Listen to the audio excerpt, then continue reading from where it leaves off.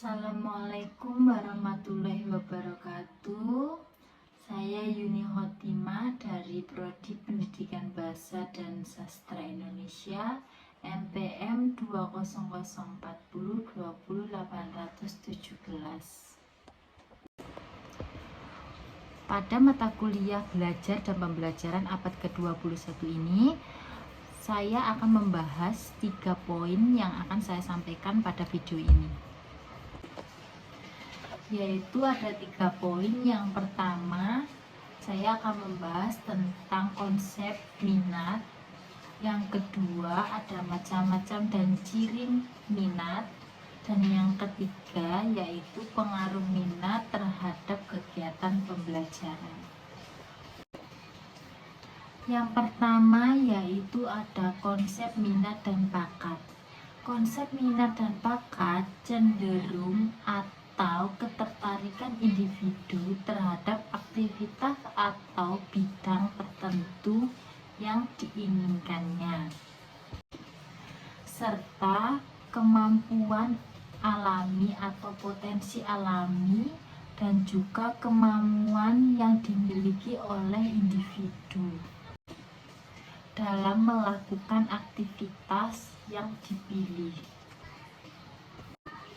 Minat biasanya yaitu mengacu kepada keinginan atau ketertarikan seseorang kepada sesuatu hal. Sedangkan bakat yaitu adalah hal yang mengacu kepada potensi atau kemampuan alami yang dimiliki seseorang dalam melakukan hal-hal tersebut. Dan keduanya juga dapat dipengaruhi oleh faktor genetik, lingkungan, pengalaman, dan juga pembelajaran yang dilakukan. Selanjutnya, penting untuk mengakui dalam pengembangan dalam minat dan bakat tersebut untuk mencapai potensi dalam bidang yang mereka ambil dan juga meraih hal potensi yang ingin mereka capai. Minat dapat bervariasi dari individu ke individu yang lain, tapi beberapa contoh atau beberapa macam-macam minat pada umumnya yaitu salah satunya, yang pertama ada minat akademik, yang kedua ada minat seni, yang ketiga ada minat olahraga, dan yang keempat ada minat sosial. Yang pertama ada minat akademik yang meliputi bakat sains, matematika, bahasa, dan lain-lain yang berhubungan dengan akademik. Dan yang kedua yaitu ada minat seni. Orang yang minat seni cenderung lebih suka dengan hal-hal yang berbau seni, contohnya musik, seni rupa, seni terapan, dan lain-lain. Ada juga seni tari.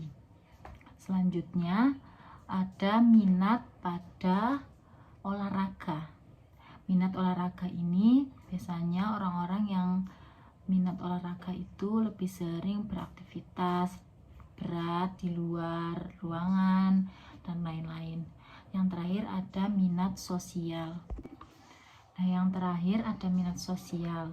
Minat sosial ini lebih berhubungan dengan orang-orang banyak. Contohnya, dia yang minat dalam hal sosial itu lebih senang berspeaking atau berbicara di depan orang banyak. Dan ada juga yang biasanya walaupun dia tidak memiliki bakat minat sosial atau memiliki bakat berbicara ke depan umum, dia juga melatih dirinya untuk berbicara di depan umum dan berinteraksi dengan orang banyak. Selanjutnya ada ciri-ciri. Ciri-ciri umum yang ada pada minat adalah salah satunya yaitu yang pertama ada ketertarikan. Ketertarikan ini yaitu ketertarikan antara individu dan antusias terhadap subjek atau kegiatan yang sedang dilakukan. Yang kedua ada kepuasan. Aktivitas atau subjek yang dilakukan oleh individu sesuai dengan minat yang dia ambil biasanya akan menimbulkan rasa kepuasan dan kegembiraan saat melakukan aktivitas atau subjek tersebut. Yang ketiga yaitu ada konsisten. Biasanya minat yang diambil sesuai dengan keinginan individu itu akan menimbulkan konsisten yang akan diulangi secara rutin. Yang keempat ada motivasi. Dari minat yang diambil sesuai yang diinginkan biasanya akan timbul motivasi seperti ingin mendalami dan juga ingin berlatih dan terlibat dalam kegiatan, aktivitas atau subjek yang diambil oleh individu atau diminati oleh individu. Yang kelima ada prioritas. Biasanya kegiatan atau subjek yang diambil sesuai dengan minat individu itu akan lebih memberikan atau lebih meluangkan waktu lebih banyak terhadap aktivitas yang dijalankannya karena itu termasuk menjadi prioritas dalam kegiatan sehari-harinya. Namun penting diingat juga minat bisa berubah dan berkembang dengan seiringnya waktu. Dan tidak juga semua minat dijadikan fokus utama dalam kehidupan seseorang. Yang selanjutnya yaitu kita akan membahas pengaruh minat terhadap kegiatan pembelajaran. Adapun beberapa pengaruh dari minat yang mempengaruhi pembelajaran yaitu salah satunya yang pertama yaitu ada motivasi yang tinggi. Motivasi yang tinggi biasanya siswa lebih cenderung atau lebih bersemangat terhadap ketertarikan yang dia inginkan atau topik yang menurut mereka itu menarik dan diminati. Pengaruh minat yang kuat biasanya dapat membuat siswa lebih bersemangat dan lebih ingin mengetahui lebih dalam tentang pemahaman-pemahaman dari hal-hal yang ingin atau yang diminati oleh siswa tersebut. Yang kedua, ada konsentrasi dan perhatian yang lebih. Siswa yang memiliki minat yang lebih dalam bidang tertentu biasanya lebih berkonsentrasi dan juga lebih memperhatikan hal-hal yang ingin mereka gapai atau ingin mereka ketahui. Dan mereka juga lebih fokus terhadap hal-hal tersebut. Dan mereka juga lebih mampu menangkap informasi-informasi yang disampaikan dibandingkan dengan aktivitas atau subjek-subjek yang mereka kurang minati. Pengaruh yang selanjutnya yaitu pembelajaran lebih efektif. Dari ketertarikan minat yang kuat dapat memfasilitasi pembelajaran lebih efektif karena siswa atau peserta didik akan lebih terbuka terhadap informasi-informasi baru. Dan siswa juga lebih mudah mengaitkannya dengan pengetahuan-pengetahuan yang telah mereka miliki.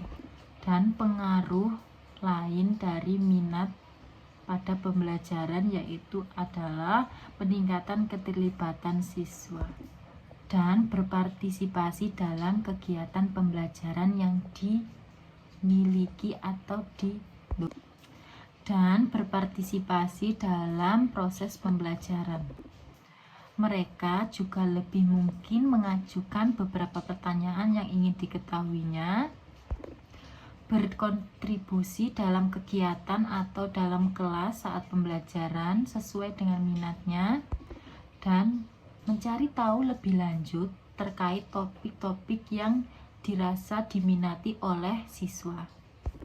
Dengan demikian, memahami minat siswa dan mengintegrasinya dalam desain pembelajaran dapat meningkatkan keefektifan belajar siswa dan membantu siswa mencapai potensi belajar mereka secara maksimal.